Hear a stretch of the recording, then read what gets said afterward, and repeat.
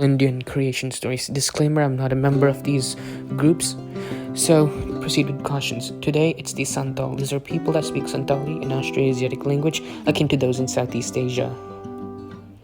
In the beginning, there was water all over.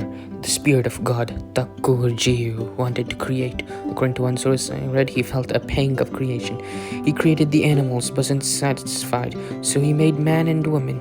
But then a horse, an evil horse named Sinsadom, ate the man and woman up. Takurjiu decided not to create man, but went on to create birds, namely ducks.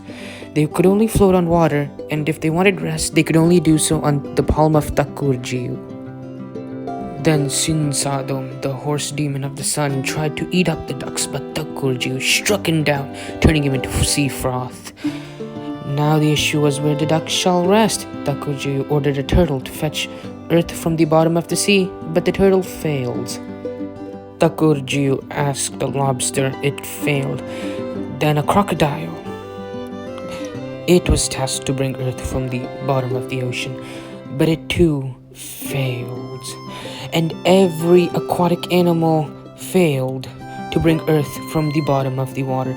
But then a female earthworm, according to a Santhal song, successfully fetched some mud or earth from the seabed.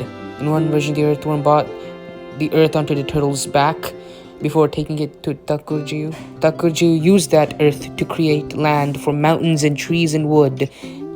The ducks could now rest on the earth, and they laid eggs. From one egg hatched a baby boy, and from the other a baby girl. They were the ancestors of mankind. To depart from the Santhals and talk about the Mundas. There's a giant bird in the Munda lore called the Hur that laid a giant egg from which a man and woman hatched from. They are Lutkum Haram and Lutkum Buria.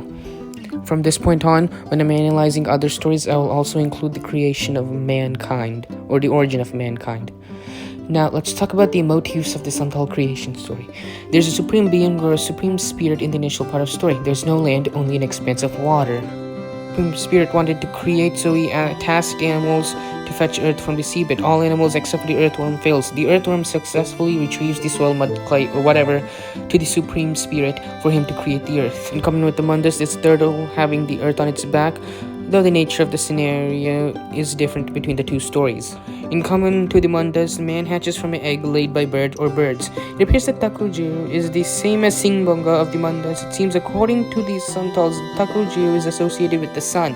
It's that this Takurjiu is associated with natural objects, namely the sun.